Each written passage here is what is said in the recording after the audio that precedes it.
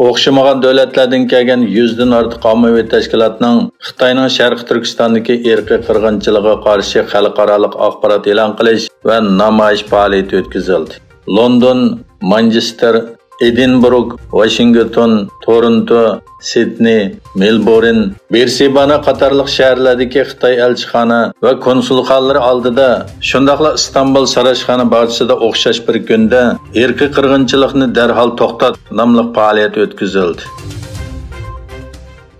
Amerika Avam Palatasining boshlig'i Nancy Pelosi Tayvanga ziyoratga berishdan ilgari Xitoyda agar ziyorat elib berilsa, harbiy mudohalani o'z ichiga olgan qattiq inkaslarning bo'ladiganligi to'g'risida rasmiy bayonotlarning ko'payishi diqqatni tortdi.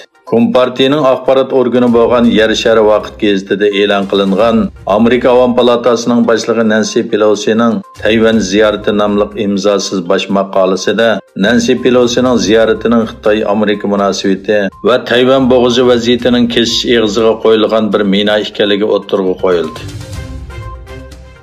Kosovo Serbiya chegarasida jiddiylik yana bir qatam kuchaydi. Kosovo serblari davlatning shimolidagi Serbiya bilan bo'lgan chegara eg'izlarini taqib oldi. Kosovoda bo'lsa gudik ovozi anglandi. Egilishicha, Kosovo hukumatining yangi belgilamasi sababidan rayonda jiddiylik yana kuchaygan. Bu belgilamaga asosan 1 avgustdan boshlab Serbiya kimligi va pasporti bilan Kosovoga kirish ma'ni qilinadi. Kosovoga kirgan serblarga 90 kun kuchga ega kirish hujjati beriladi. Xitoy qurilayotgan Tiangong olam punktiga mal toshish uchun yangi raketa yevatdi.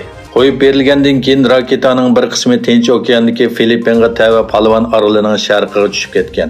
Amerika olam qatnashi idorasi NASA raketaning yer shariga tizginsiz qo'yib berilishiga qarshi turdi. 2020-yili Xitoy qo'yib bergan bir raketa Pilchishi qirg'og'idagi o'ltiraq rayoniga tushib ketgan bo'lib, bir qism qurilishlar buzilgan. Rossiya dengiz armiyasi kuni munosabati bilan Sankt-Peterburgda harbiy parad o'tkazildi.